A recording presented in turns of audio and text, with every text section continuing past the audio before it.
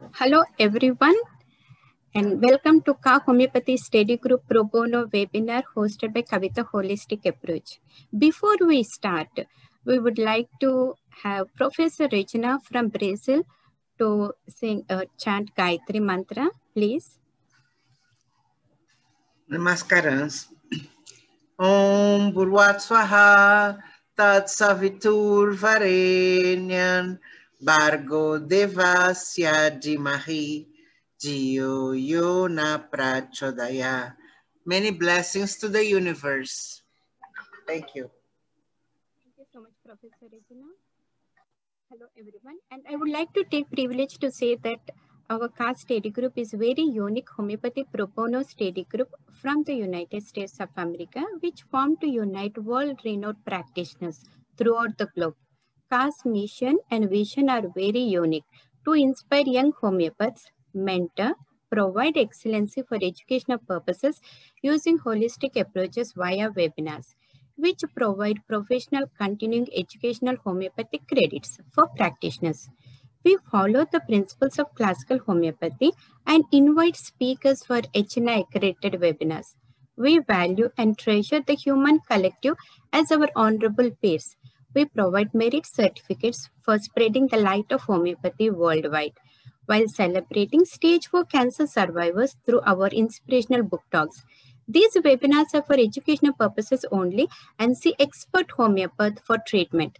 This is Kavitha Kukunur, board certified homeopath from Michigan, USA, President and CEO of Kavitha Holistic Approach, founder and director of KHA Homeopathy Study Group. I am outreach coordinator of CHC PR committee, encouraging homeopaths to become CHC certified and also NASH certified. I am a member of Kevin Friendly Foundation, a non-profit organization that helps to serve poor people in greater needs in India. I thank KHA Homeopathy Study Group team for the continuous support. This webinar is moderated by KHA family, Dr. Sweta Singh, Chief Administrator, and Professor Regina Rianelli. It is being recorded as we speak and we are live on Facebook. Today's topic is the recent virus has changed the world. Does it change the way we practice? We have learned many things in our previous webinars from Dr. Massimo Manglavari from Italy, from India, Dr. Divya Chabra, Dr. Jawahar Shah to our HNA webinar on COVID-19. Several remedies have come up from, say, arsenic malpum, camphor, bryona, chininum sulf, chininum ars, phosphorus, cymex, to name few, and many homeopathic remedies, which were given based on homeopathic principle, have helped several thousands of current situations. Today, it is a great privilege to introduce our honorable speakers for this webinar, Denise Straiges and Alastair Gray. Denise Straiges is a certified classical homeopath and a registered member of NASH. She is the president and clinical director of the Academy of Homeopathy Education, AHA. She launched a full-time course in professional homeopathy, the only one of its kind in the US. Denise established HOHM Partners Foundation, a charity that provides free, low-cost homeopathy services, including Homeopathy Help Now, underwrites scholarships for homeopathy education, and conducts high-quality, outcomes-based clinical research. She is currently engaged in original primary research focused on the origins of homeopathy, in particular, Hahnemann's influences in the chronic disease and the evolution of potency. Denise maintains a busy practice in classical homeopathy with a focus on complex neurological and autoimmune conditions, and has been an invited speaker at several conferences around the world. And we have another great speaker for today, Alastair Gray. He's master in sciences, bachelor's in homeopathy, teaches at and heads of the academic operations, course development, research director, and learning technologies departments at the Academy of Homeopathy Education. In addition, he holds various consulting roles: academic Endeavour College, Australia, College of Health and Homeopathy, New Zealand, Educational National Centre for Integrative Medicine, UK, as well as consulting to many organizations on e-learning worldwide. He has lectured under and postgraduate integrative medicine, camp, homeopathy, and naturopathy for 20 years, including theory and philosophy, case taking, management, ethics, business practices, and scope of their practice with the clinical practice. And We will also have a special guest at the end of the webinar, that is from North American Society of Homeopaths, NASH President Tanya Kell, who speaks about NASH. And to me, becoming registered member of NASH is equally important as CCH. I became registered member of NASH in the same year as CCH in 2007 and felt that getting certified in USA through several organizations which Denise and Alastair are running and Tanya is running, so many organizations. It is very important as it recognizes you as a certified, registered and professional homeopath. With inspiration from Dr. Vatsala Sperling, my spiritual guru, I folded my true life experiences and struggle I underwent to get certified in USA in the form of book Beyond the Limits, a challenge to prove oneself, and the proceeds goes to charity and homeopathic organizations. Let us welcome Denise, Alastair and Tanya to our webinar. Thank you so much for inviting us to be here today. It's really an honor. We really appreciate it, and we are very excited to share with you our experience in this very tumultuous time in the world and a very hopeful time in homeopathy. Yeah, absolutely. Yeah, thanks for the invitation. I'm looking at some names and see some old friends, as well as some current students as well on the call. So that's really lovely. And yeah, looking forward to your comments and your thoughts as well. Yeah, and as we kick off, and as Alastair said, looking at some of the people here, some friends and some students, I think it's also really important to note that many of the folks from the AHE community who are here are integral in every aspect of what we are going to present today.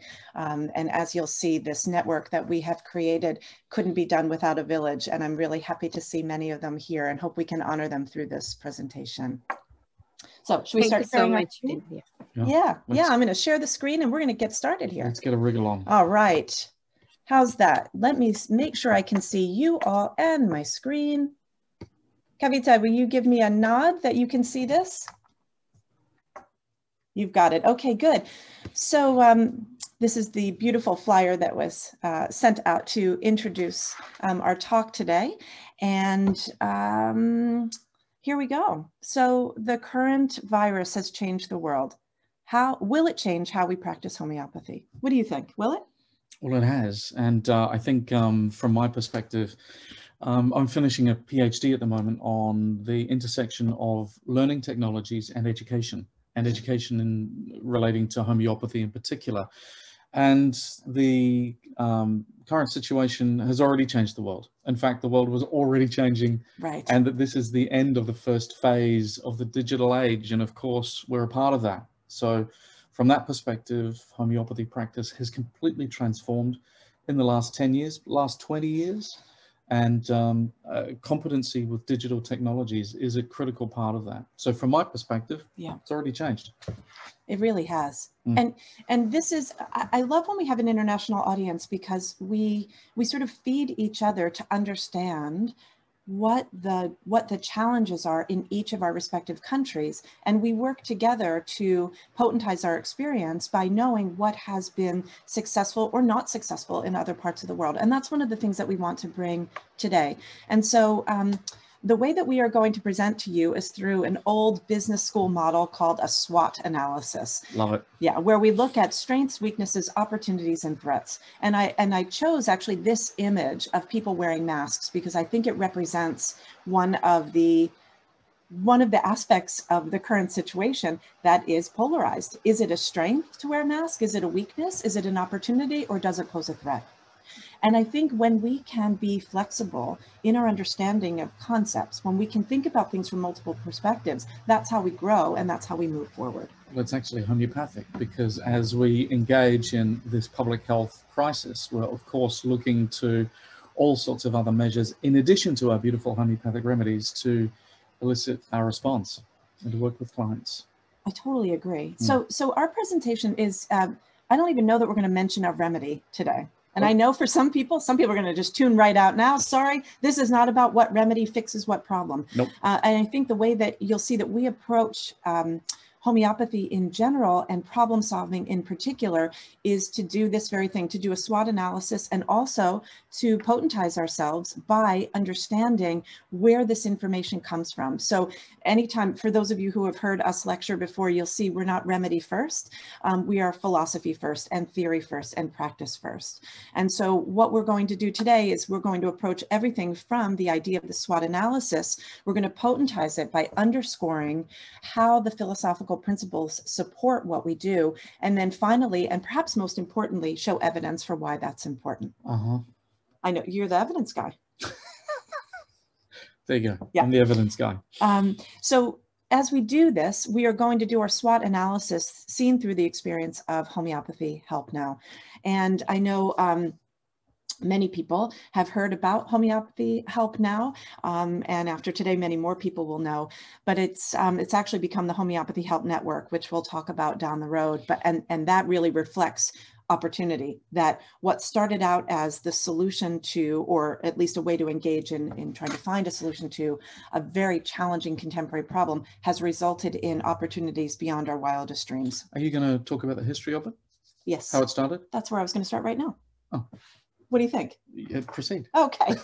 I have now permission to proceed. So, Can I tell about how it began from my perspective? Sure, go ahead. I woke up one morning and you said, I have this great idea. I went, oh no, not another one. That is kind of how it started. Yep. Well, so what happened was, if we can all go back to March, let's go back to the beginning of March when we were just starting to really think about the fact that a big change was coming. And we didn't really know what that meant. And Alastair and I were actually in New Zealand. And I remember when we were on our way to New Zealand, we left at the end of February, and getting to the airport, it felt quite different to be in an American airport with masks and protocols starting to happen. That is not something that we see very commonly here. And while we were there, we realized that we better come back to the United States because it was really unclear as to whether or not travel was going to be affected. And we actually landed in the United States, I think on the 11th of March, just when the beginning of real changes were happening. So I got back and didn't have any cases of the current virus in my practice at that moment, but within 3 days, I was inundated. And part of that is that a community that I serve was a hotspot. And so this was a community that went from not having any cases to hundreds of people dying in a very short time. It was an all hands on deck emergency. By the way, you might see that we have visitors here. This is Hildegard of Bingen, one of our kittens, who will She's helping. She's helping. She's helping to deliver this lecture. Anyway, so within, say, 3 days or 4 days of getting back to the United States, I had 45 cases of COVID in my practice. That it's just not sustainable. And I knew that it couldn't be only me. And so I reached out to a small team of people who are here on the call, in particular, Jamie Bell, who is one of our students, who happens to have a very systems-oriented way of problem solving. And together, we, with a team of practitioners and other administrators, we got together and we just sat down and said, how do we deal with what's happening? And Homeopathy Help Now was born, and on the 22nd of March, so 10 days from when we got back in the United States, this was up and running. From my point of view, the other thing that was really striking about that time is that we're consistent. We've got a very dynamic and a large student body in our academy, and the students were consistently saying, what can we do to help? How can we help? Well, how do we help? But what do we do as a profession? True. Yeah. Actually, that's a really good point, because at this time, if you can remember back in March, we didn't really know what to do. And that was another reason why we started. So remember, I said this is a SWOT analysis, strengths, weaknesses, opportunities, and threats. We also felt that mitigation of risk was important, because one of the problems was that there was a lot of misinformation happening. Well, one of the things that immediately happened, and it's interesting that Kavitha started out with this comment around remedy suggestions, and immediately, without anybody having seen any cases, there's postulation about, well, it's got to be this remedy. And Denise and I are looking at each other going, that's not all Right. over Facebook and fake notes and so forth, right? In the beginning. And so we felt that we had a responsibility to the homeopathy community in the United States to not play into misinformation and to lead by example, right?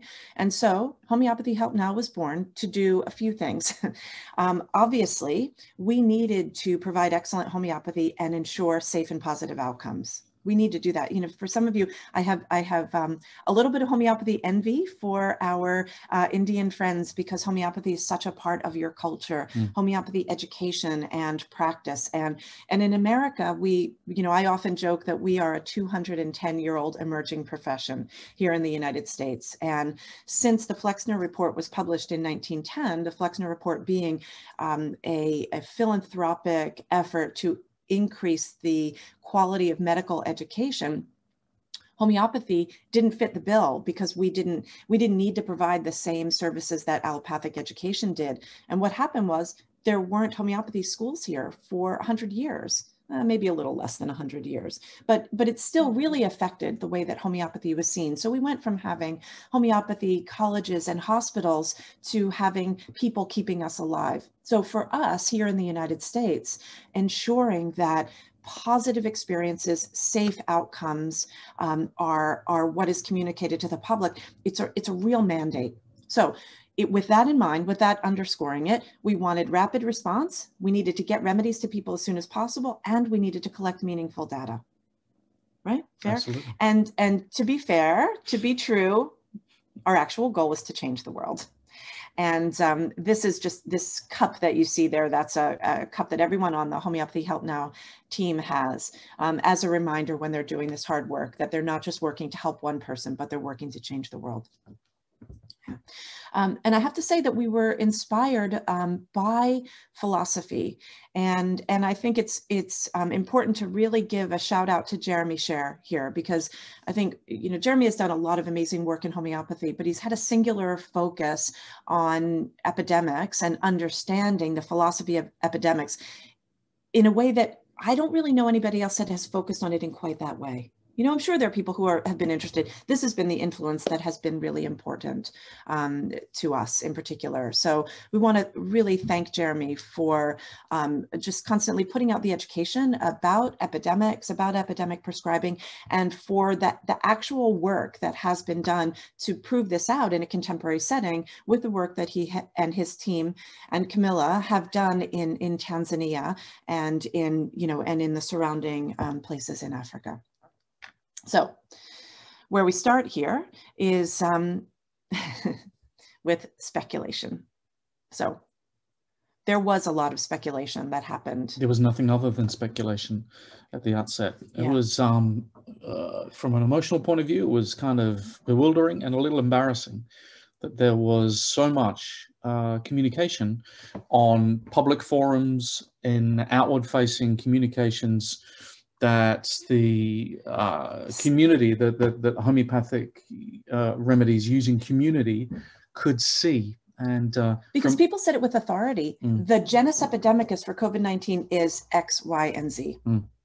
And what does that do to us when authority is used to put forth speculation? What do we do inside of that? I don't know. Where are you going? I'm going to the Organon. Oh, where else? All right. If there is speculation, then let's take that back. We don't have to. And actually, you know, because this is a SWOT analysis, strengths, weaknesses, opportunities, and threats, and because remember the mask image in the beginning, that those things can get really convoluted. So whenever we're putting a statement out here today, it's not to say right or wrong, right? There are no binary conclusions being made. It's more about how do we potentize nuanced thinking to move things forward, right? And so sometimes it's just a simple way that something is stated. But if somebody gives the caveat and says, we have not seen cases yet, but you've got to start somewhere. So based on what we are predicting could happen, this is maybe where we go. Right? Because Hahnemann tells us very clearly in Aphorism 100 that we are never to substitute conjecture for actual observation, because every time there is an epidemic, it is going to be unique. Each epidemic will present itself. And I can say that after our team has seen almost 1,000 cases and worked with groups around the world, because Homeopathy Help Now became an international group working together, there is no one remedy or 2 remedies or 3 remedies, even 10 months in. So that really says something, right? So we go to the organon for that. But with this in mind, with this idea that we take what in Buddhism is referred to as the beginner's mind. It's that empty space we come to say, I don't know. And it's from the acknowledgement of I don't know that we can begin to ask questions that can help us to solve problems. And so we got a team together. Can I just say also, just on that last slide, that if from going back to the early days, as we went into April and perhaps May, we were also reading from our colleagues, say in India or from other homeopathic colleagues in Europe, that the virus or the symptoms seem to be quite different. Very different. And so from your empirical experience at the front line, at the coalface, in those early days, and I remember listening to you tell me about the cases that you'd been seeing and then the cases that the group was seeing, that the symptom profile was extremely different. Very different. In the US, say in New York, than we were hearing about in other places. So I think it led to a confusing environment, quite a confusing setting to have a meaningful and very important early discussion. So I'm going to go back a slide then, because something that we're going to talk about later down the road, you've introduced something at an appropriate time. Oh. Yeah, it's good. So many of you well, people around the world were told that camphora was the genus epidemicus. And there were some very compelling cases out of Iran that showed a symptom picture that matched camphora. But every homeopath knows that which does not cure proves. And so if camphora was a remedy that was going to be suitable, fantastic, because we all know what the state of camphora looks like: collapse, cold sweat, near death. We weren't seeing that in the United States. And depression. And miserable depression. And Black depression. Yeah. So interestingly, if you think about this, if we put out with a real amount of confidence that we know that camphora, for example, is the genus epidemicus, and then we give prescribing protocols around it, which for some people were take it 4 times a day or 2 times a day or 200C 2 times a week, and someone gets proving symptoms, I can't think of another remedy that I would be not wanting to have proving symptoms of other than camphora. And with the almost 1,000 cases that we have seen, there are no camphora cases. And maybe I'm exaggerating, maybe there are 1 or 2, but it certainly has not proven out in the United States to be a remedy that was a be all and end all. So that really speaks to aphorism 100. Let's not speculate, because as we talked about, what are some of the threats? The threats are that people have an adverse reaction. They have proving symptoms to remedies that are strong and powerful. Good. All right, so let's go to a positive note, which is we got 32 people together who have worked their tails off to help people in need. I've never worked with a team that has been as passionate as this. And I'm going to emphasize hardworking, because we also, if we are 32 people now in this team, and most of the people on the team, most of this 32 have been with us from the beginning or very early on. There are people who came for a hot second and said, you know what, not for me, thanks. Yeah. Because it is hard work, because it's not just about, let me take a case, let me prescribe a remedy, let me get into the repertory, or let me come up with a genus epidemicus remedy and give it to 100 people. No, it is about working together to try to solve a collective disease. So all the homeopaths out there, you know, Hahnemann talks about the different types of diseases there are. Pandemics are collective diseases. It's not about the individual organism and their experience. It's about the collective experience. You need a collective in order to solve a collective problem. You know? And that's what this team is about. And interestingly, systems are important. And Alastair knows this from his, study in his PhD about technology. And anybody who does homeopathy knows that where would we be without our computer repertories? Where would we be without, being able to do digital consultations? Yeah, it's so important to us. So if we think about that, what does it take just to run our practice? If you're going to work on a collective disease, you need systems in place. And so what we wound up having to do was actually bring in more people to run the administrative and data collection side of it than homeopaths. mean, think about that for a minute. It's more than a 2-to-1 ratio of administrative support to homeopaths. So shout out to the AHE community, all of the students who stepped up to do those admin roles. So just, I want to take you through a little bit of the kind of seeing behind the scenes of what it takes to keep this thing running. So we like to talk about how solving an epidemic, we use a term that Jeremy says, which is it's a posidemic. A posidemic is a positive spin on solving a very difficult problem. And our posidemic is a village. And so what we have are a group of people who are really working as a well-oiled machine. So here's an example of scheduling of all of the different administrators that it takes to be behind the scenes, answering each email that comes through, making sure that this is being followed through. Good. Do you want to add anything to those systems? No, not yet. Okay. Nope. You just tell me. Okay. All right. So, some more of our goals. So we wanted to be able to do this job and do it well. And we realized that an integrated team was the only way to do it. This team, I think it's important to note, is volunteer. It is all volunteer. This is not a referral service. So one of the things that has happened with the opportunities where there are more people interested in homeopathic treatment in the United States and around the world, it means that lots of people stepped in to fill that gap, which we're very grateful for that. And there are some people who do it because it's a way to make money. So there are a lot of sort of networks, referral networks out there. That's not what HHN is. It is a not-for-profit, so it's a charity. And it is not a referral service. It's a team that's working close together. So everyone is learning from each other. We meet regularly to share information to understand what's happening in this collective disease.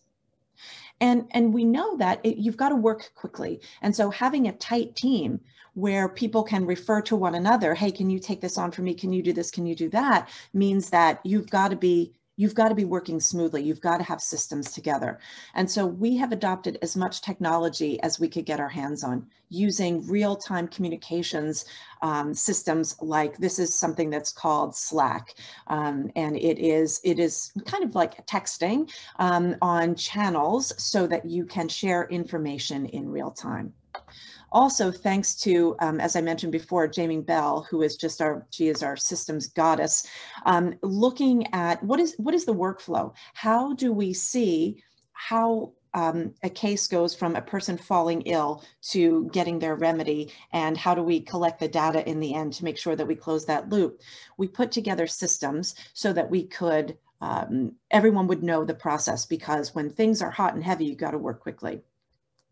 We also put together special systems for special communities. We work with a variety of people, including communities for whom their cultural and religious backgrounds preclude them from using the technology that we rely on. And so you can't just serve the people who fit the way that you want to deliver care. Well, that's not true. I mean, you can, and some homeopaths choose to. Right. But I think we made a very deliberate decision that let's go to the clients, let's not expect them to come to us and our values. That's right. And one of the mandates of our charity is to serve people in need. In fact, that is the first of our 4 guiding principles in our charity, and that's to provide free and low-cost homeopathy services. And so this was a way to deliver that to communities for whom the service would not otherwise be available. And it really wasn't easy. Getting consent from people who are not able to sign an internet consent form meant that someone had to read an entire document and record that consent form. It meant that we had to have a whole other, technological platform to be able to do that. In the end, it's worth it. And I think if you go to the next slide, you'll also see that, I mean, this is a simple Excel spreadsheet, but what it is a very elaborate Excel spreadsheet that tracks so many processes, including the data entry. Because I think, as we will start talking about a little in a short time, we made an early call that this is an opportunity for us to solve a number of the problems, a number of the challenges that homeopathy's had for so long. Yeah. And if I can name the problem, then name the challenge, and that is that for all of the millions and millions and millions of people that have benefited from homeopathy since 1796, all of those cured cases count for nothing other than a story or an anecdote. In the 21st century scientific emphasis with the evidence hierarchy. And as you know, at the very top of the evidence hierarchy is a systematic review and a meta-analysis of a randomized controlled trial. And those things are, for us jobbing homeopaths, out of reach. So the thing that we value and have valued for so long, for 225 years, 230 years, is meaningless in the scientific world unless it's done really, really well. But a case series or a cohort study is actually perceived as stronger evidence in this world in which we live, from, again, a scientific perspective that we may not share. But why don't we do that? And this seemed like a perfect opportunity to say, all right, let's go out and if people are having trouble with their health, let's help them. But let's also document in a very systematic way exactly what's going on for the benefit of us all. That's right. We made a decision very, very early on that we were going to document this work in a meaningful way by collecting public health and epidemiological data. And as you'll see coming down the road here in the presentation, a phrase that I like to use in this, and that is strength in numbers. So if we can all come together with a unified approach to taking in this information, to tracking data, to tracking outcomes, it becomes impossible to overlook, right? And so that was the goal. And so that's why you're you're hearing us emphasize systems over remedies, right? Yeah. And I know it's sort of funny, and it's not the most, I don't know, people love the materia medica part of homeopathy. We do too. But this is the way that we believe we can make a difference. Now, another aspect of this was people wanted to help. And as I mentioned before, we had a lot of people come through and say, yeah, I want to help. And then they realize that you've got people volunteering in the beginning, 20, 30, 40, 50 hours a week. We were working 18-hour days for weeks on end. There were people who said, you know what, I appreciate the work that you're doing, but this is not for me. And I get that. Not everybody. Totally. Yeah. And we realized that what we needed was a tight network, a tight team working together, and not lots and lots of people doing just volume, which sounds funny considering I said strength in numbers. But we realized that a tight team can actually achieve the same, can achieve a high volume, but in a different way. So we decided that we were going to call out for volunteers and support in ways that people could help. And one of the things that became apparent very early on was that there's no point in taking a case if a person can't get a remedy. And I think that is such a critical point. Let's just think about that. And maybe for those of you that are, well, in the US, this makes perfect sense. If you're in India, this won't make any sense to you at all. Right. And in Europe, it doesn't make sense. And for me in my Australian days, this was a reality, because I would happily take the case of anybody who came along. And then after the case taking is done and the clinical decision making is done and the remedy is decided upon, it's, well, how do we get the remedy to the client that lives remotely, that has a postal service that runs once a week, and they're unable to get out of the house? Right. So what you're saying is, when you were in Australia, people could get their remedies, well, for the most part, right? It was a challenge. But, it was. But it was always the bit at the end and the annoying part at the end. Right. Got you. Yeah. But so if for some of you who might not have been to America, you know about Texas. You know that everything is bigger in Texas, right? You know the size of Texas and the space in between. So imagine you've got a person in a remote part of Texas who is in a critical situation with COVID, and their hospital is overflowing and they can't get to the hospital. Or imagine in New York City, the density of the population in New York City, but they're on lockdown. How do you get remedies to people when people don't want to leave their house because the infection rate in the early days was so high? So we had to figure out a way to get remedies to people. And this is where we come back to our SWOT analysis again. So an incredible opportunity. We created a remedy sharing network. This was, I think, if I had to say, the most... I reckon this is the biggest one. The biggest one, the most amazing thing that happened. If you want to create a community, create a remedy sharing network. Oh my goodness. Oh. So what happened was, some of the most incredible people on our team got together, and I think it was some of the gals who brought in husbands who have some tech background to even support. This was a family affair across the board.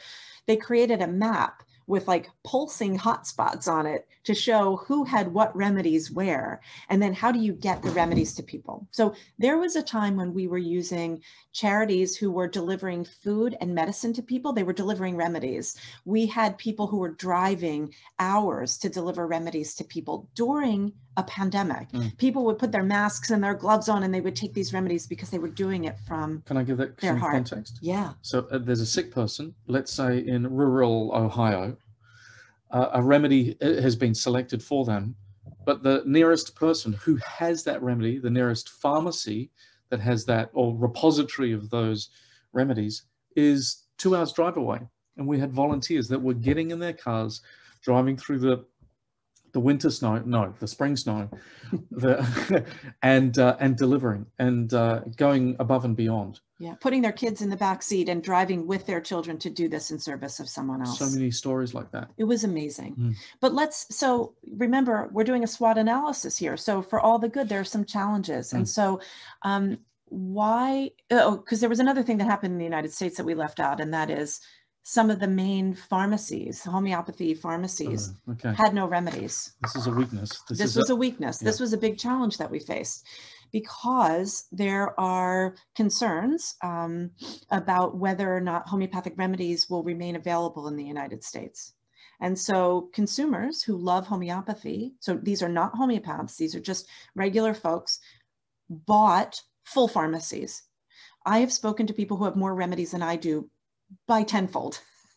So people bought out the pharmacies, literally closing down the resources that homeopaths had for buying remedies and delivering them to people. And then another challenge.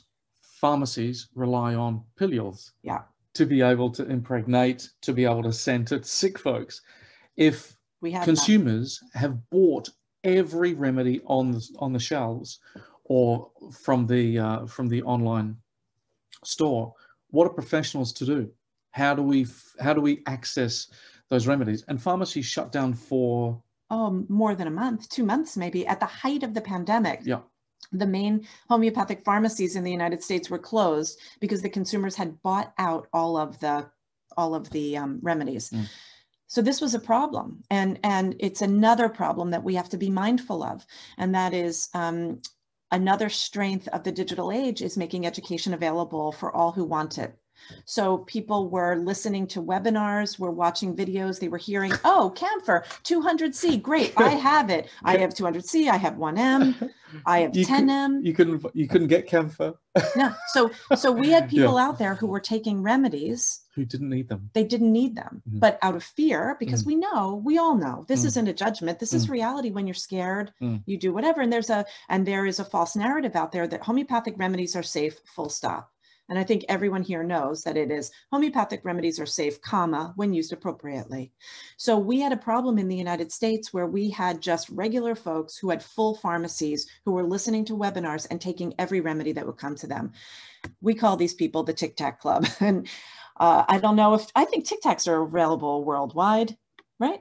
I know what a Tic Tac is. You know what a Tic Tac is. So they're available. They were in New Zealand, and they were in New Zealand, but they were everywhere. So I don't know if this happens in other countries, but in the United States, there are people who are taking homeopathic remedies like they're candy, like there's no consequence for taking, camphor 200C or plutonium nitricum 10M daily for a month, or taking 10 remedies a day or 15 remedies a day.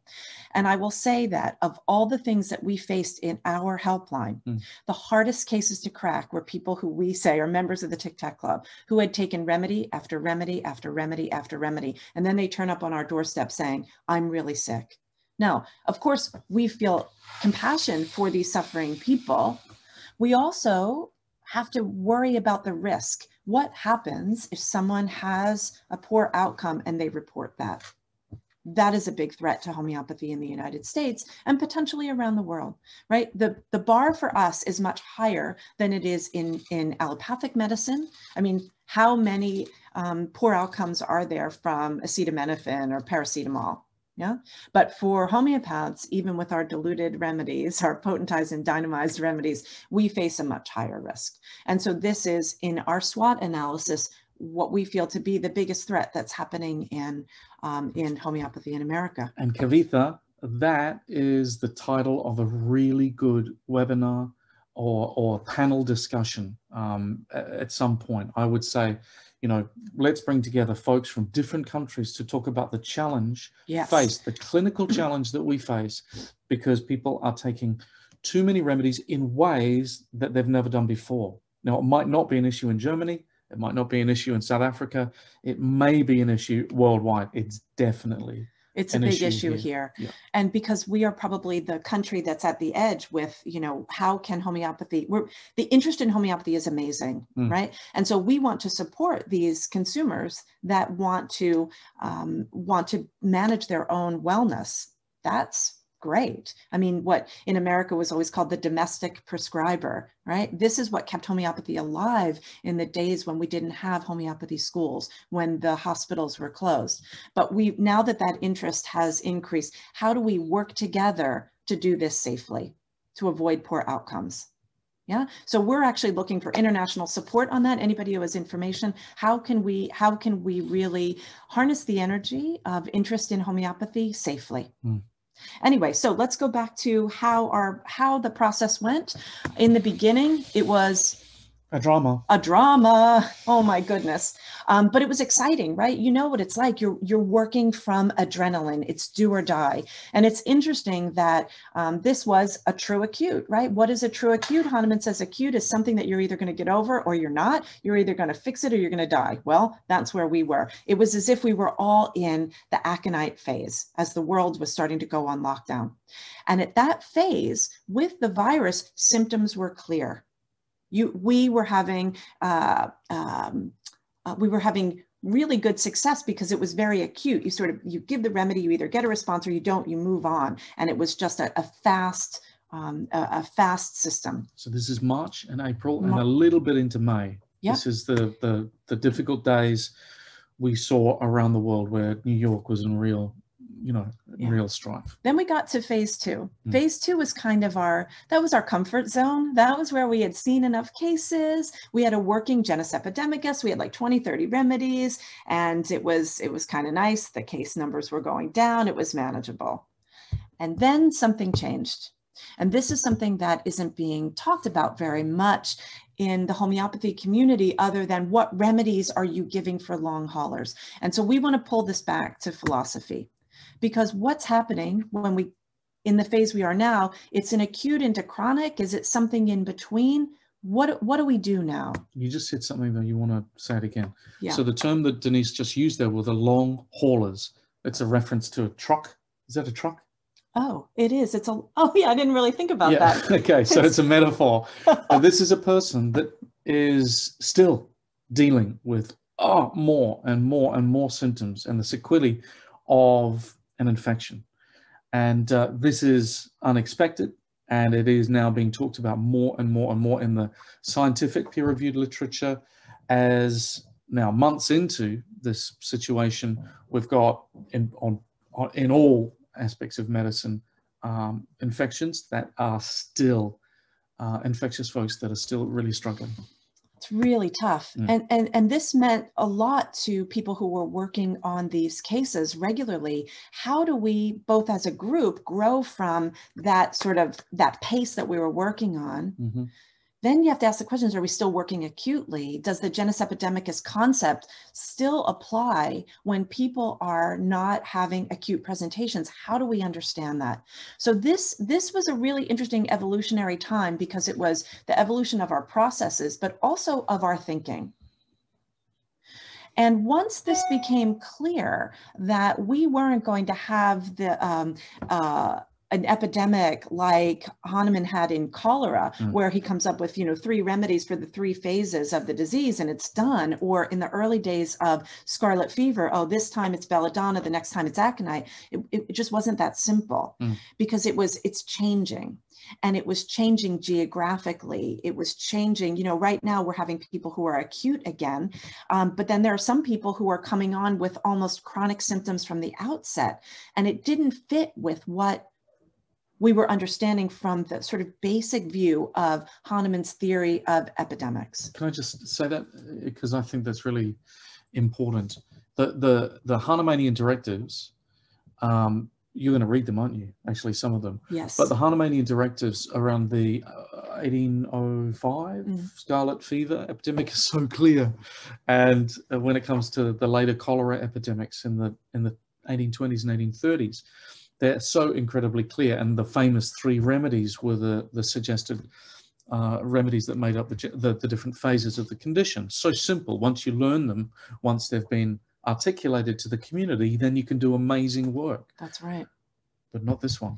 No, and it's interesting because all of that happened early in Hahnemann's understanding of homeopathy. But remember, as Hahnemann got more into understanding his system, he made a lot of revisions. So remember that as of 1816, as early as 1816, Hahnemann recognized some, I don't want to say flaws, but some shortcomings in his basic 4-principled system, right? So the basic 4 principles, you give one remedy at a time for the largest totality of symptoms that can be perceived. You prescribe according to, wait, why are you laughing? Because it's so funny the way you say that. I love it. Keep going. Okay, so one remedy at a time for the largest totality of symptoms that can be perceived, given in the minimum dose to elicit a response. What did I miss? On the principle of similars. Oh, on the principle of similars. I missed the most obvious one. That's why I love it. Because okay. you always, because when Denise talks about the principles of homeopathy, she leaves the most important one to last. You know why that is? Anyway. Well, it's interesting. And I wonder if it's because most of my work these days is doing primary research into Hahnemann's influence in developing the theory of chronic disease. Yep. And so I spend a lot of my non-teaching and working time doing research into Hahnemann from 1816 until 1828 and onwards, and his prescribing in his later days in Paris. And so what was interesting to me was after we realized that this was not going to be an acute that was based on his early epidemiological principles, we had to look at it from another way, which is we have to look at Hahnemann's philosophy of epidemics and what he understood later in chronic diseases. And I think that that is something that we need to sort of sift through the data to see if we can pull out some more interesting information. So this next part, Philosophy Corner, is to look at the organon and chronic diseases to see where these things marry. So we looked at aphorism 100 back a ways, and aphorism 100 is the beginner's mind. Aphorism 100 says, you've never seen this before. Please don't approach an epidemic as if it's something that you know. Okay. Aphorism 102 is a corollary to that. And it says, by the way, you've never seen it before, but everyone who has it has the same disease. Okay. Every epidemic comes from the same disease source. We are all suffering from the same disease. But Hahnemann gives us a caveat in aphorism 240. Because this is after Hahnemann really started to understand the deeper nature of chronic disease. Once he recognized Sora as an underlying factor that influences the way that we respond acutely, even in epidemic situations, okay? He then says, if during an epidemic of intermittent fever, and we don't have time to really go into the nuances of what epidemic fever means, but it means a couple of different things to Hahnemann here. It means marshy fevers that are associated with cholera. Remember, that was one of his primary understandings of epidemics, was through that lens. Intermittent fever also means a malarial type fever, right? A fever that comes and goes. He also uses this term talking about things that come back every year, like what we would call a cold or an influenza. And we'll see that in later slides. But basically, Hahnemann says, if during an epidemic of intermittent fever, someone doesn't respond to the remedies that were perceived to be helpful in the genus epidemicus, it means that Sora, their underlying soric predisposition, is the problem. And so you must use appropriate antisoric remedies to solve the problem. Okay, so even in the organon, he's telling us that not everyone is going to respond to a genus epidemicus remedy. In other words, not all epidemics are equal. So the medicine that you would see for those initial paroxysms, in other words, when the person is having that initial febrile and inflammatory response, is not always going to be helpful throughout their course of suffering, because they have something that he referred to as a soric intermittent fever. Okay, and I have to say here, be careful with the last sentence, because he's saying it's usually vanquished by giving sulfur or heparin sulf. I think that this is because of the timing, and anyone who studied Hahnemann's later years, where he was trying to see, can you get out ahead of the problem, remove Sora with one of the core antisoric remedies, and then solve the rest of it. I'm not sure about this, and I don't want to put that out there as if to say give sulfur or heparin sulf. And just be mindful that when he says a high potency for Hahnemann, that is absolutely a 30. A 30. That's 30 not is the 50 highest M. potency. Yeah. Okay. Yeah. So aphorism 241 reminds us that Sora is messy, and that the genus epidemicus remedy is almost always helpful to patients who enjoyed tolerably good health before the epidemic. That is, those who were not chronically sick with developed Sora.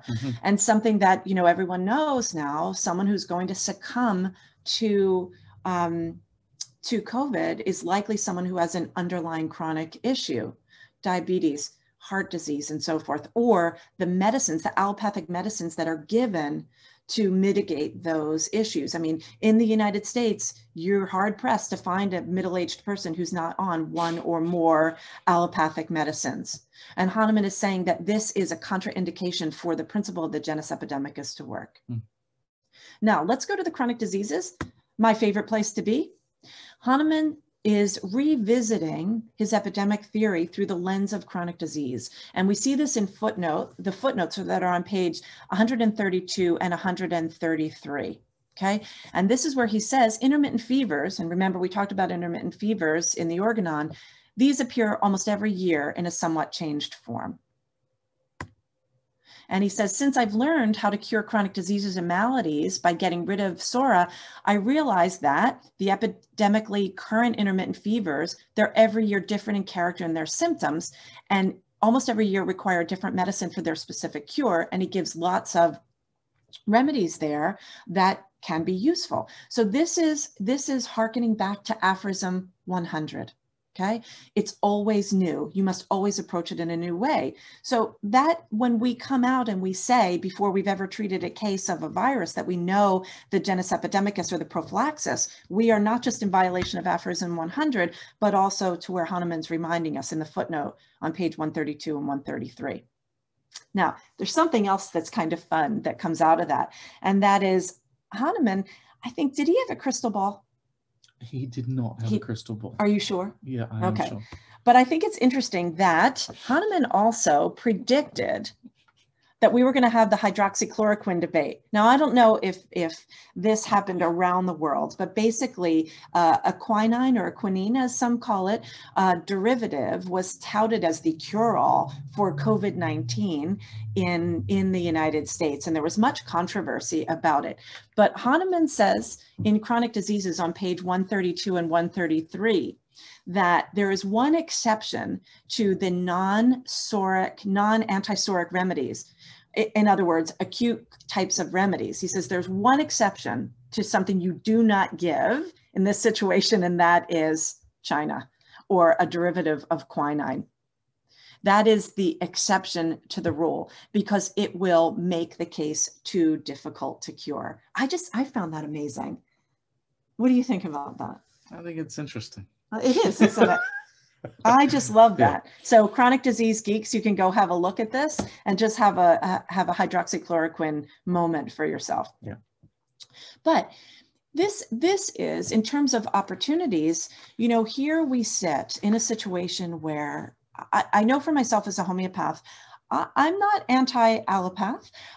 In fact, I think I have felt comfortable in my work as a homeopath, knowing that there are really wonderful allopathic escape hatches out there. So if you see a person, you're doing your best in homeopathy and they are not getting better, then those sort of heroic allopathic efforts are there, right? We can intervene and we can send someone to an allopathic establishment to help mitigate a disaster. But when it came to the virus, there weren't any choices. And the onus was really on us to do this work. Here in the United States, there were people who were being turned away from ambulances. They couldn't go to what we call the ER, what some of you call the A&E.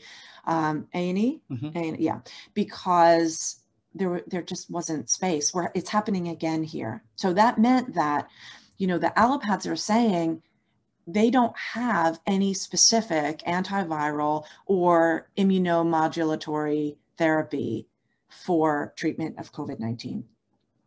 I mean, and there are, you know, a number of references here where the allopathic system is saying, we're really sorry, we just don't have it. And further to that problem is that 35% of symptomatic adults who tested positive did not return to their usual state of health when interviewed 2 to 3 weeks after testing. That's just one study, but it seems to be. Well, and here are some other studies. Yeah, exactly. Yeah. Right. And so I think this really speaks to the opportunity, right? The opportunity is for us, if what I would like to consider, or what I hope for in the long run, is that we are partners in health, right? So use whatever modality works the best in any given situation, right? Homeopaths aren't going to be delivering cataract surgery or doing a hip replacement, but we can certainly support the before, the during, and the after the surgical interventions. Yeah.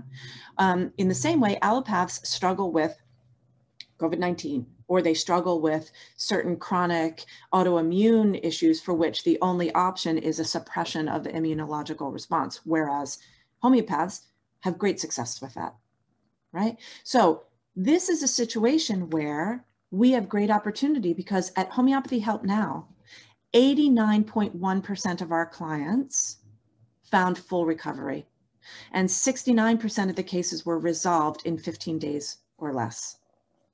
So while we are seeing these really challenging, quote unquote, long hauler cases, the people who are coming to the homeopaths are having good results. And I would argue that the ones who are having the more difficult and slow recovery, some of them are members of what I called the Tic Tac Club. Mm-hmm. So we did it to ourselves, mm-hmm. right? We did it to ourselves, and it happened through lack of transparency and education to the general public.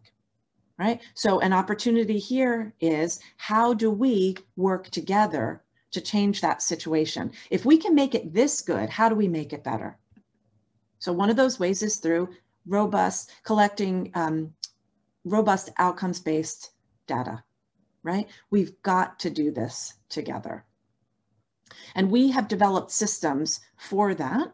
And in the work that we're doing going forward, which we'll talk about in just a minute, we can share with you some of the ways that we are developing systems for collecting large-scale data. If we can be consistent across the profession, think about what that looks like. If you have tens, if not hundreds of thousands of cases where you're showing a positive outcome, it becomes irrefutable.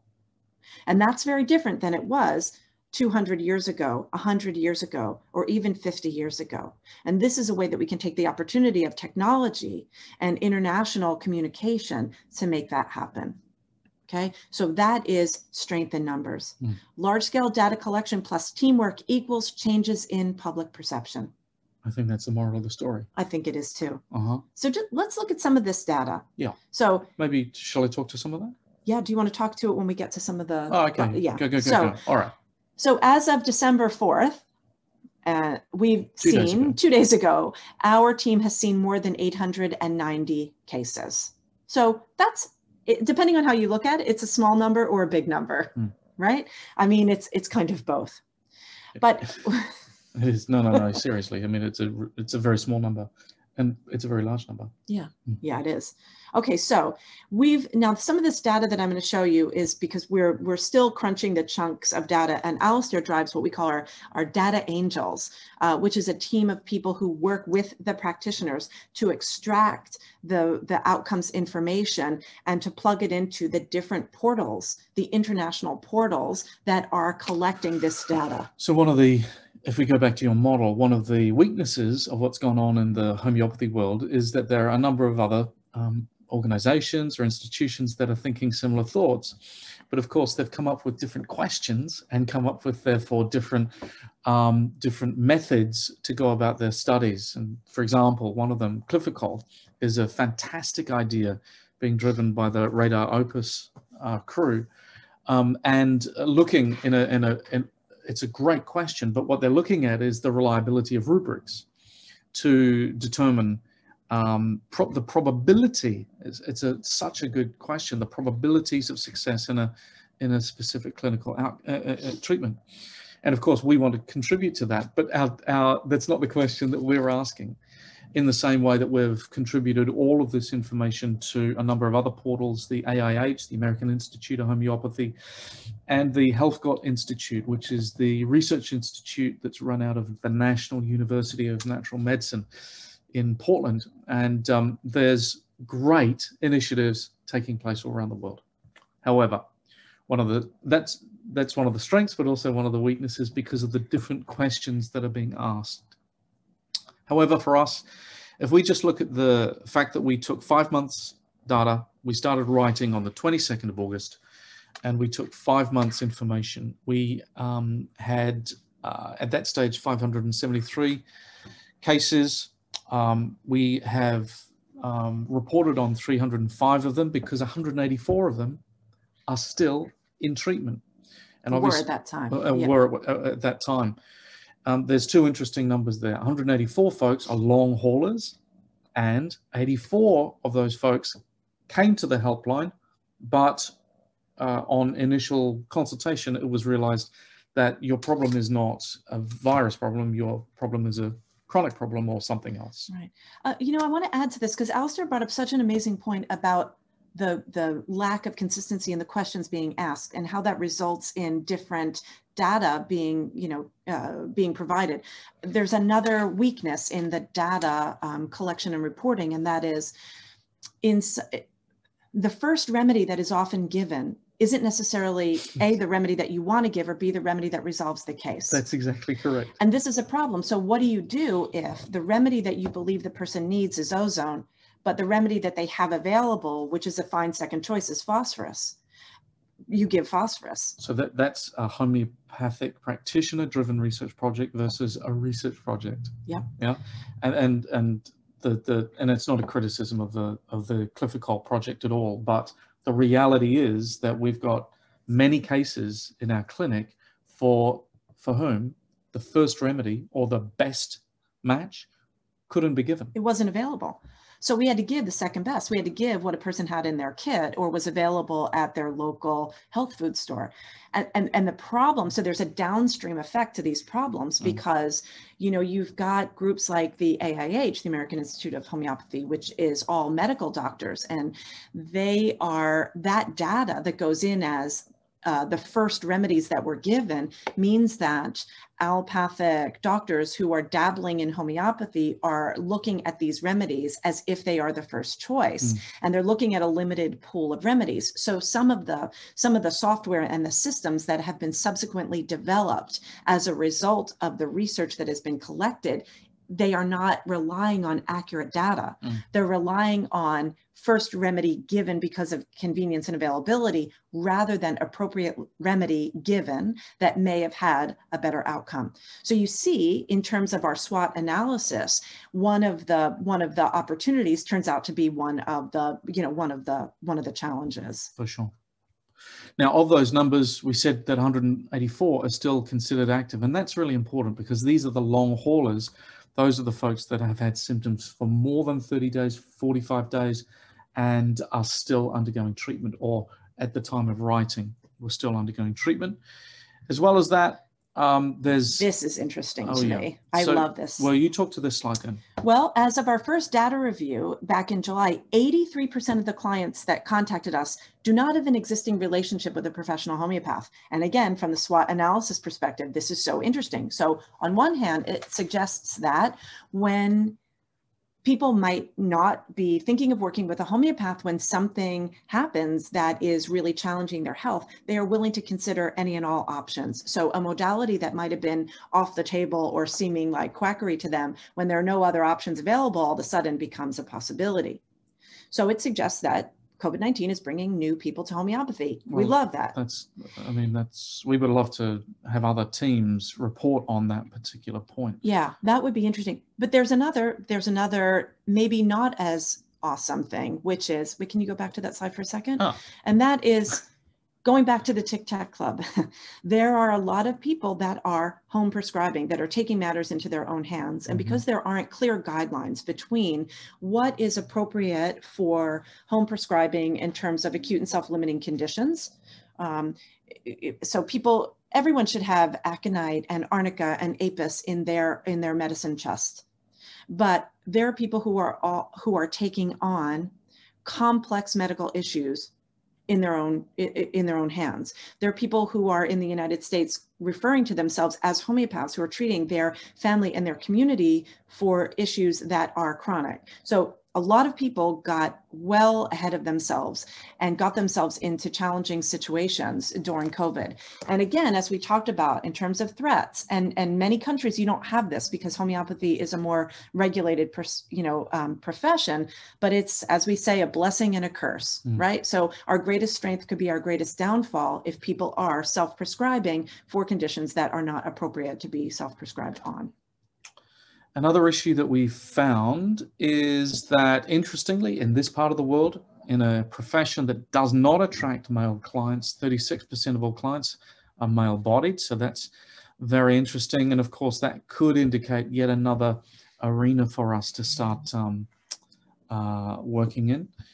In addition to that, we were quite surprised that virtually all of the people that were coming through the helpline were needing treatment for symptoms, though we're not interested in protection, prevention, prophylaxis. And part of that goes back to what we talked about in the very beginning. There are people who came to us with very strong beliefs of what was the appropriate prophylaxis. And I will say, in one of the communities that I treat, I got cases in my private practice very early on of people who had taken some of those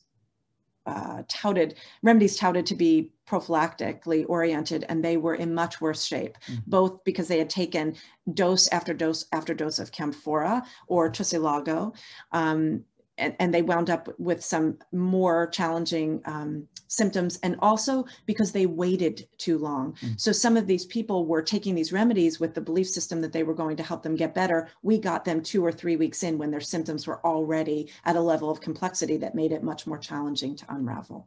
And adding to the challenges, of course, is that the testing is not reliable and readily available. Absolutely. Let's move on from that. But this is an important graphic for you.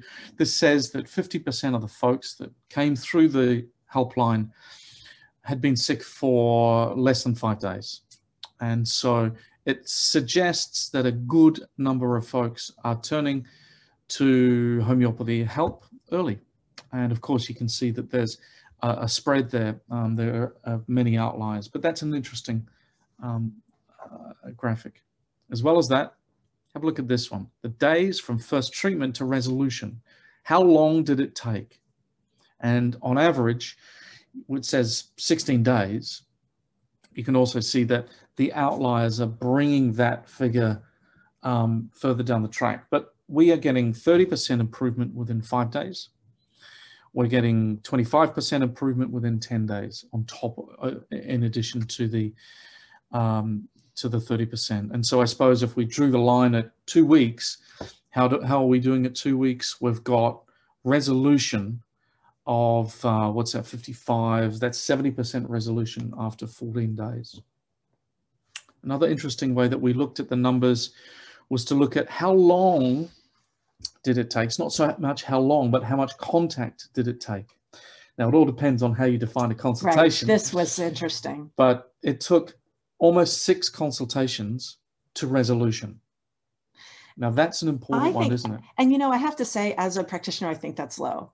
Although that is the number that comes up in our data, it really feels like a lot more. And it may be that there are that many consultations, like actual, say, video consults or phone calls, but the amount of client contact in terms of texting, especially when people are measuring their oxygen saturation all day long and reporting in, or you're following the trajectory of their fever, there's a lot of contact, but maybe consultation is different. Does that sound right to you? Yep, that's exactly that. Yeah. So in other words, the myth, the absolute myth of the one remedy wonder.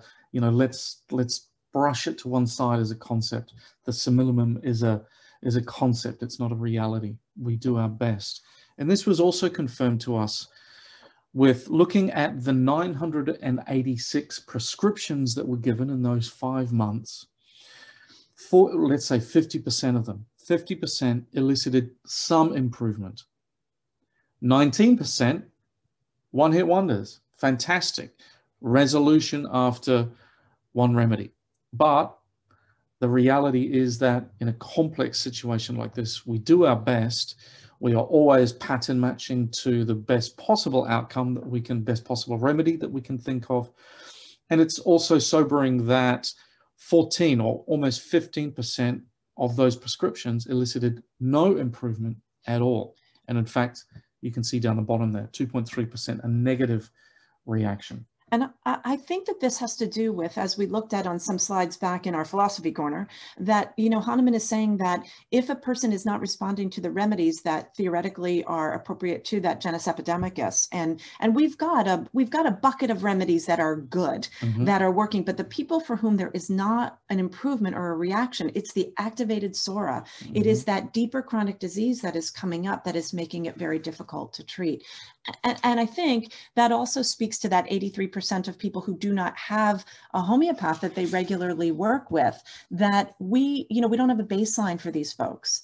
And without a baseline, you don't know what their original chronic symptoms are. You don't know how sort of woven into this acute presentation we're seeing. So rather than it being a true acute, where, you know, you've got a line in the sand from their chronic into this acute presentation, we don't have that. We've got, whether it be an acute exacerbation of their chronic or something muddy and in between, almost like you're seeing sort of this dance between two different states coming up. Quite challenging. Yeah. Now we're almost there, folks. A couple of other slides. I want to show you this one.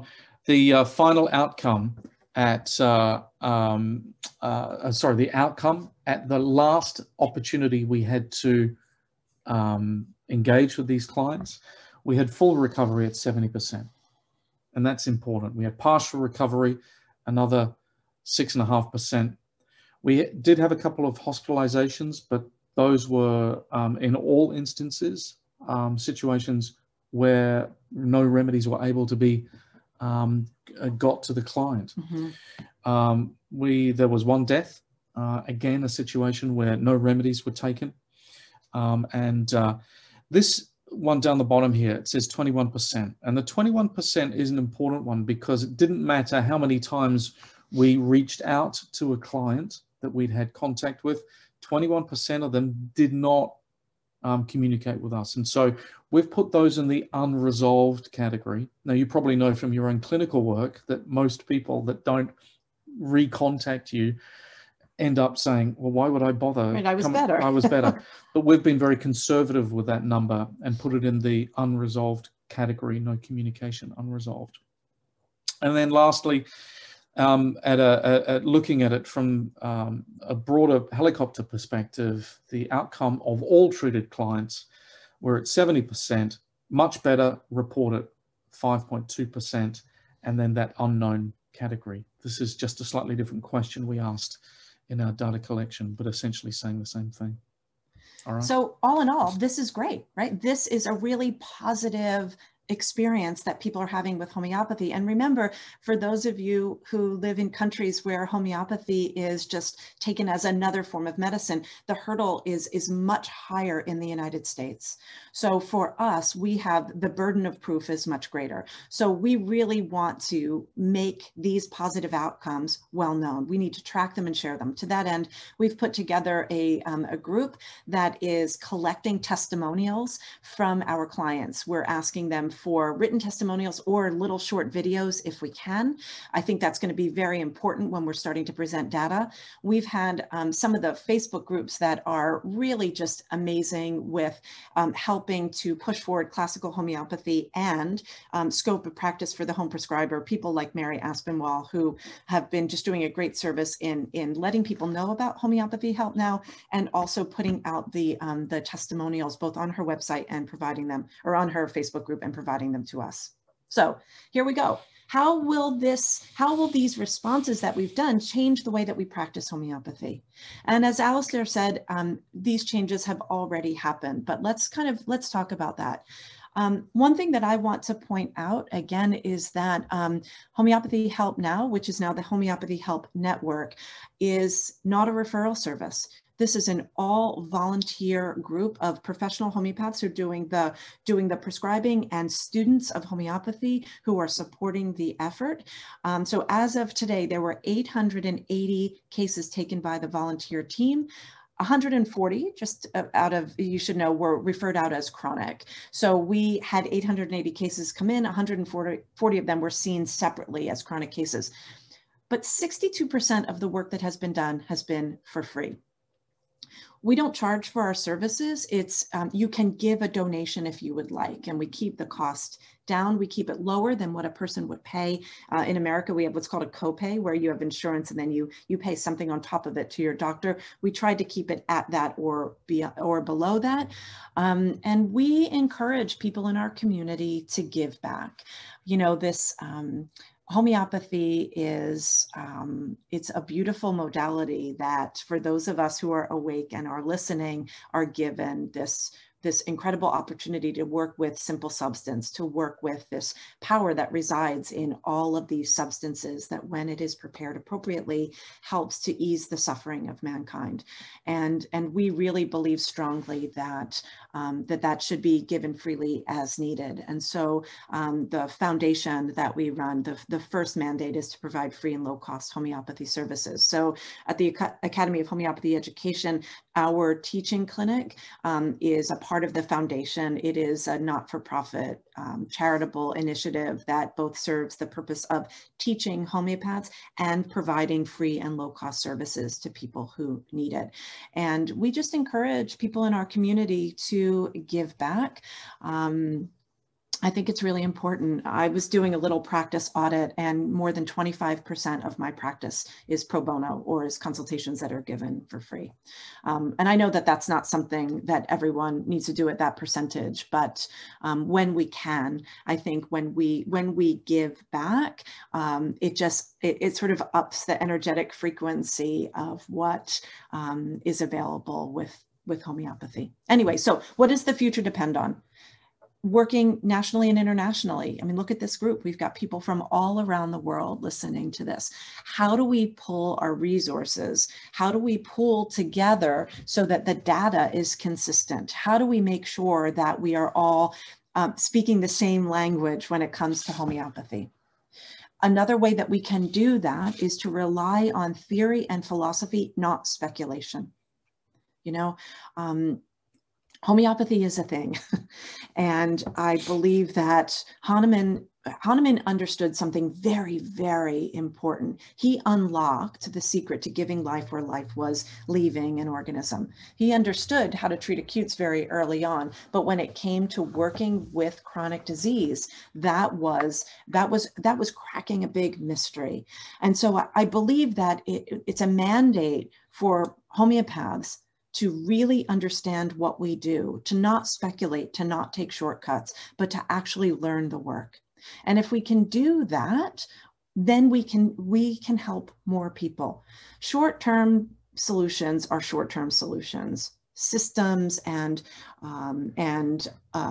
putting aside the hard work of the philosophy can get you something in the short term, but it doesn't answer the long-term question. So I think that the next thing that the future depends on is us working together to really learn homeopathy well.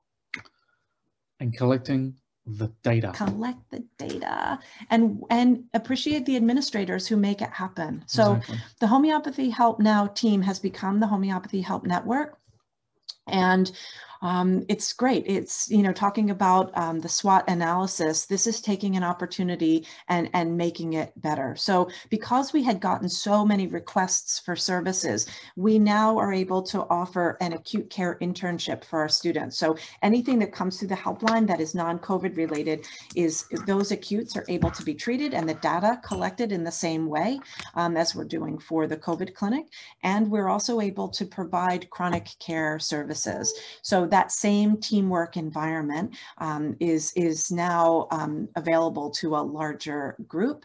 And our goal, so, you know, if you put it out there, it happens, right? So we're going to call on that energy. Our goal with our acute care team is to see between 2,000 and 5,000 acute cases a year with robust data collection. So I want you to think about that. If every year we make the goal of 5,000 cases, in just 4 years, that's 20,000 cases. And if that data is crunched by looking at named conditions, looking at outcomes, looking at ways in which money is saved in the healthcare system, that's going to make a difference. So we want you all to start thinking in that same way. Listen to you. Listen to me, you know? Go. All right. So that's part of the team. We don't have a picture of all 34 people together or 32 people together, but it is a big team working to raise the bar in homeopathy education, in clinical education, and in leadership in medicine. And we would really love the opportunity to work with you all to make that happen. So that's what we have. And I know we're finishing up and Tanya Kell is next. And I think it would be remiss to not say that Tanya Kell is on the HHN team. And Tanya is just, I don't know how we would do it without Tanya. Somehow Tanya must have a time turner and an avatar because she takes more cases than just about anybody. So thank you, Tanya, for both being a part of our team and for the work that you do with NASH and for being our friend. Well, that's the best part. Good. And thank you all for listening to this. And yeah, we hope that we can help with the international initiatives for, you know, for getting good outcomes-based research out there. Thank you so much, Denise, Alastair, for everything you do and through homeopathy help now, and especially through the Academy of Homeopathic Education. It is really amazing. It's such a beautiful webinar we had, and I like that the remedy share networking concept, and also saying that COVID-19 bringing many people to homeopathy. So our Chief Administrator, Dr. Sweta Singh and Professor Regina would like to take some questions, please. Sure. First of all, congratulations, Denise and Alastair, for this wonderful webinar. And we have a few questions in the chat box. Let me ask you. Dr. Bhavna Gururaj, she was asking, can you please let us know with what remedy most cases resolved? So I'm going to say no to that, because I think that, and I know this is really terrible, each case has to be taken individually. No, I'm not actually going to say no, but it's funny because that's the first question people ask. And that's the hardest thing for us, because when we go remedy first, what is the outcome, right? It changes how we do the work. I'm not even sure I can say with any confidence what the most helpful remedy has been, because like I said, not always was the remedy available. Right? So there are remedies that are sort of interesting, little known remedies that we would have loved to have tried, but we can't get them to people. So if I tell you what I think that the most helpful remedy was, I might be giving an answer that is incorrect and that won't give help. It's also, but it's a different question as well. Oh, What did we, sorry. no, what did we give the most, but what was the most helpful? That's really interesting. Oh, okay. I heard the question wrong. My apologies. And in addition to that, can I also say that we've not focused on that at the data end of this, because Right. we've been, the paper that the research team is writing initially is about how effective are we? How appropriate are we? How safe are we? So we're not talking about remedies. We'll leave that for other folks, but we're really interested in effectiveness and measuring our effectiveness in this process as well. And yeah, and one other reason why, and this is really important too, is that it has been geographically different. So as we started out earlier saying that camphora didn't help in the United States. Like literally in the beginning, when that was like the #1 remedy being given in Iran, and there were lots of homeopaths in India saying they were having great success, we literally had no success with it at all. You know, and so if we tell you remedies that were successful here and you give them based on confidence in what we're telling you, what if it's inappropriate there? So we're the funny homeopaths who are saying philosophy first and remedy second and geographic understanding ahead of it. I've got the paper open in front of me, and we've not even reported on it. So it's really interesting. Yeah. Sorry. It's okay. I would like to know, ma'am, what are your opinion about arsenic album as a prophylactic? Do you want me to go? Yeah. Yeah, I mean, it was really interesting to hear the Ayush publication and the conversation around the use of arsenicum prophylactically coming out of India. And look, in a way, it makes sense.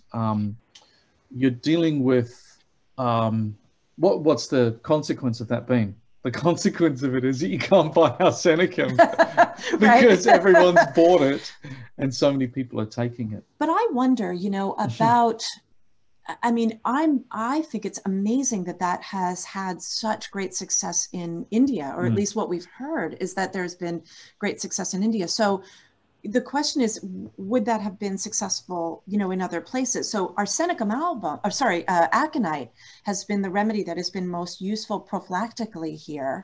And interestingly, we've given it even to people who have taken it, say, 3 months ago, and then they're working in a healthcare system and they start to feel a little bit symptomatic before we do anything else. That's what we've been doing. So maybe that is a remedy that we could say has been the most useful prophylactically. I think I feel comfortable with that. Aconite. Aconite, absolutely. Yeah, but interestingly, we have not seen as many arsenicum cases. No. So kind of going back to where we were before, is it possible that it is geographic, right? That in India, that has been the best prophylactic remedy, but maybe not in the United States. And this would be where it's interesting to look internationally at what has been most effective. All right, thank you for answering all the queries. And this is all about the questions. Over to you, Dr. Kavitha, ma'am. Thank you so much, Denise. And for all the people who are watching live on Facebook, they can email us castedgroup@gmail to receive the jot form, and then they will get the certificate. And for those who are attending the Zoom, they can fill the jot form, which is provided by Dr. Sweta in the chat. And so we have a special guest speaker. So Denise, would you have any more questions to answer, or shall we invite our next special guest speaker? I don't think we have any other questions to answer. We just want to say thank you so much for listening and for inviting us, Kavitha. We really appreciate it. Yeah, and before we have certificate from Ka, so everyone thoroughly enjoyed today's session. It is really enlightening, Denise. And I love your both sessions, which is very interactive, fun, and especially in today's session, we have learned more on the organon philosophy, and because that is most important for this recent pandemic, how we can address it, and so many things. And we would like to take privilege to honor your gracious presence and for precious time with a certificate from Ka. Dr. Sweta, please. This is from our team. Would you like to share, please? Yes, ma'am. And before, yes, sure. Yes, definitely. But before sharing the certificate, am I audible? Yes. I'm saying that Professor. Hello, Professor Regina. Do you have a please? Would you like to have any questions? Do you have any questions, please? Can we? Thank you. Yes, please. Dr. Denise was very enlightening. Dr. Alastair, it was very interesting. I learned a lot from you guys. I wanted to share that I also do 100% pro bono my homeopathy practice here in South America, in Rio de Janeiro, Brazil. I see people in the slums, and homeless people come to the free clinic where I offer them their medication plus basic hygienic material like toothpaste, toothbrush, and soap, stuff like that. I take it from my university professor income that backs it up. So I share with you, and HHN is very important. And what you shared about the medication, that people can use PayPal and pick up the medication, that is wonderful. You extend this benefit to many people that couldn't afford going to a homeopath in their own clinics. So this is why we change the word, because we change how we are as people and we offer our best. So this vibe goes and embrace each and every one. And that's what Dr. Hahnemann said, that we would reach our highest meaning of our life is through homeopathy. I guess it takes heart and commitment and offering nothing but your best. Congratulations to you, and thank you for sharing such a wonderful way of practicing homeopathy. Many blessings to you. Thank you. Thank you, Dr. Kavitha. Back at you guys. Thank you, Professor Regina. That was very nice. And also, Denise, when you mentioned, and Alastair, when you mentioned about Jermisher and Camilla's work in Tanzania, it is really amazing. And we have to promote their work and everything. That is really so nice to bring them in today's webinar. And also, love your words, self-service. Yes. So, and Dr. Sweta, would you like to please?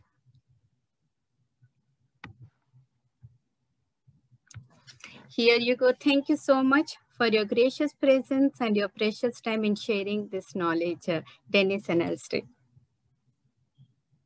You're muted, I think. Thank you so much. Thank you. We really appreciate it. Yeah. Oh, Thank you. Beautiful. Nice. Dr. Sweta is very good at certificates. And so people, whoever have filled the job form, they will receive the certificate for this, attending this today's session. And now we will invite our special guest of today's webinar, Tanya Kell. And Tanya Kell has involved in homeopathy for more than half her life. She has been a registered NASH member as well as obtained her CCS certificate back in 1996. She began her studies at the Pacific Academy of Homeopathy in 1990, worked at Harmonian Pharmacy, and went to the attend Evolution of Self, Soul School of Homeopathy in Arizona. After opening a practice in Nashville, Tennessee, and running a study group, she co-founded the Nashville School of Homeopathy, now in its 10th year celebration. Tanya is passionate about making homeopathy a household name and accessible to all. So really, we welcome you, Tanya, because we love North American Society of Homeopaths and encourage everyone. All the work you're doing, promoting, representing it is amazing. Please welcome to our webinar. Thank you. I'm going to give just a brief talk about what the North American Society of Homeopaths is and how we came into existence and why we feel it's so important that each nation has a Society of Homeopaths. Denise spoke about the domestic prescriber or the self-taught homeopath. That was the majority of homeopaths in the United States until recently. And so the North American Society of Homeopaths formed out of a home study group of peers who were self-teaching and occasionally mentoring with well-trained homeopaths from around the world. So this was a train and bring yourself into professional status by your bootstraps organization. And we have adapted over time as homeopathy has grown in the US. We have a partnership with the Council for Homeopathic Certification. They now have a national exam to have a standardized minimum bar of entry into the practice of homeopathy. The professional status that we convey as the North American Society of Homeopaths is your next step when you go into practice and have probably 2 years practice under your belt. We welcome you into our society. Some people do it faster than that, but often homeopaths need the 2 years time to have enough clinical experience and have followed cases long enough to be able to share them with their peers. So entry into the society is not a multiple choice exam. It is a review of your training, your history, your competence, your good standing amongst your colleagues and your peers, and your ability to logically share your work with your colleagues and peers in the homeopathic world. So once you enter into the Society of Homeopaths, you are considered to have achieved the highest global standard that we know of yet, and be actively involved in promoting and furthering the profession. So we have a professional journal. We make efforts to lobby on the behalf of homeopaths and the homeopathic profession. We look to making homeopathy of legal standing in every state in the United States. And we look to be a place where the voices of homeopaths can come to as far as messaging, marketing, and the type of and quality of practice that is needed to be able to call yourself a classical homeopath. There's more, but that's the basics of what we do.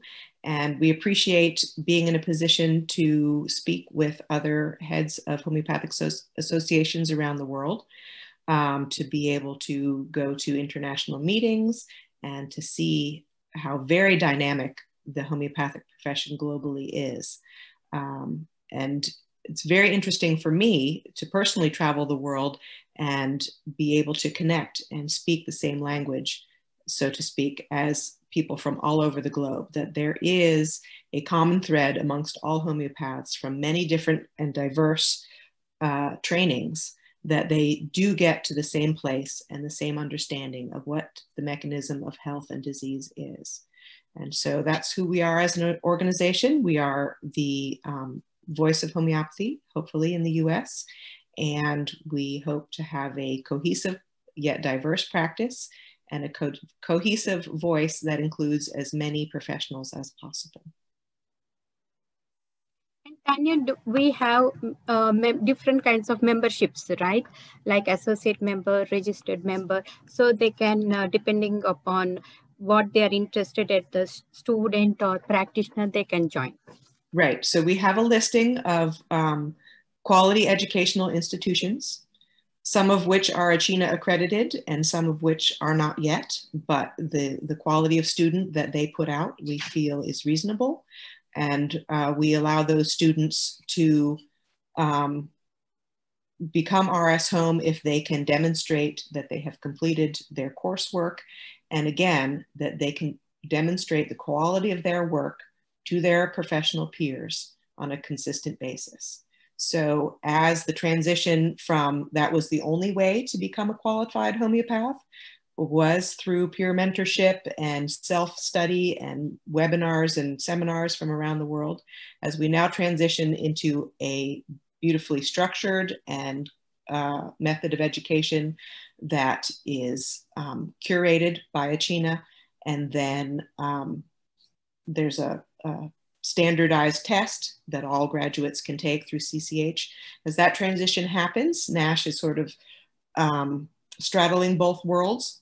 So we still feel that the mentored or self-educated homeopath is still a valid way of becoming competent, and you should have the legal right to practice in a safe way. So we have ethical standards, we have scope of practice rules, we have the proper language with which to communicate with consumers, but we do not exclude people that have not yet been able to go through the new structure of quality education put together by the CCH and ACHINA.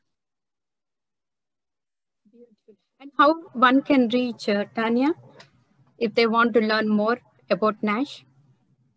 The website is homeopathy.org, and I think it's nashinfo@homeopathy.org. Yes. Is the office email. Yes. NASH info. And they can also reach us, me or Denise or Alastair, we can forward to Tanya. Yeah. And so we do have many levels of membership because we want to curate the homeopathic profession in our country. So we have student membership, which has benefits and webinars. And then we have associate or graduate membership, where you have finished your schooling, you are taking your first cases, you are gathering your body of work, but you have not submitted for your professional competency review yet.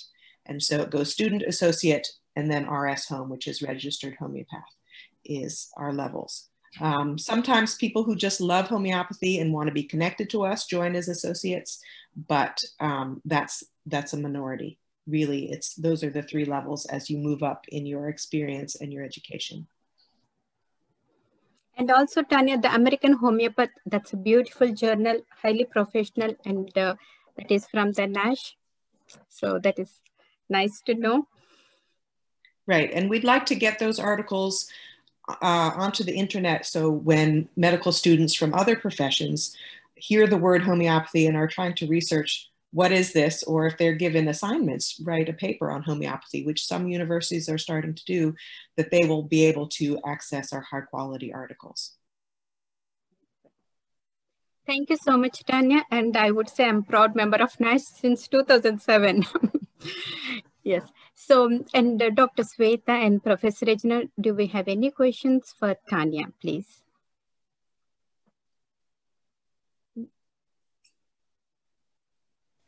Well, thank you very much. I enjoyed Alastair and Denise's presentation as much as anyone else, and it's been a joy and a pleasure to participate in the Homeopathy Help Network with them. It was very wonderful. It was a nice session. And so, no questions, right? And would you like to say anything, Professor Regina and Dr. Sweta? No, ma'am. Thank you very much, Tanya. Yeah. Please go ahead, Sweta. Go ahead, ma'am. It was wonderful hearing from you that you want to embrace students, practitioners in the NASH and have them refer as a solid base. It's very good.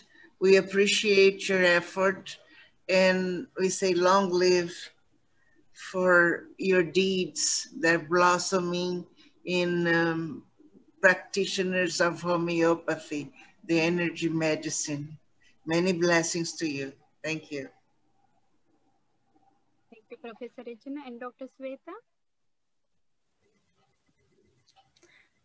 I would like to thank Tanya Kell for sharing this information. I'm new to this info, but it's good to know about NASH, and good luck to all for the success. Thank you. Thank you so much, Tanya. And we would like to take privilege to honor your gracious presence today, Tanya, at our study group webinar with a small gratitude card certificate. Please kindly accept. Dr. Sweta? Can you see that? Yes. Thank you for your presence. And so, everyone, thank you all for attending this webinar.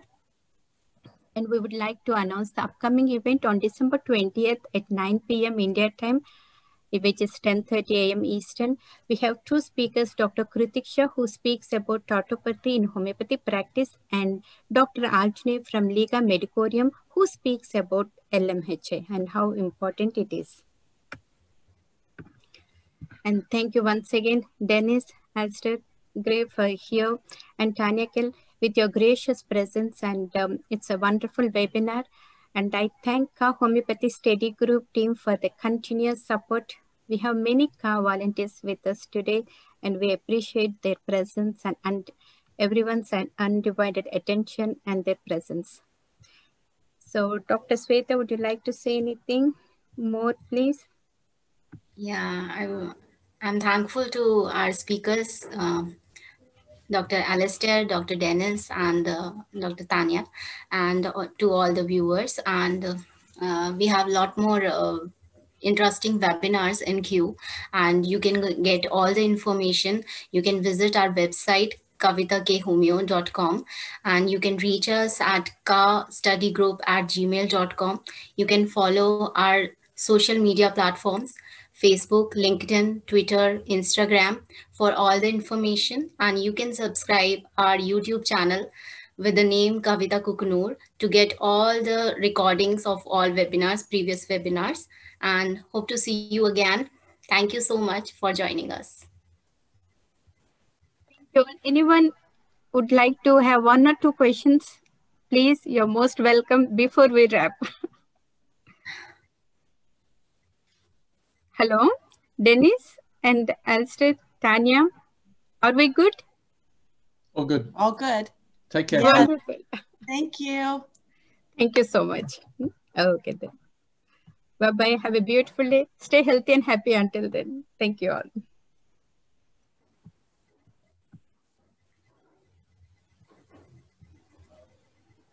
Namaskarams. Namaskar.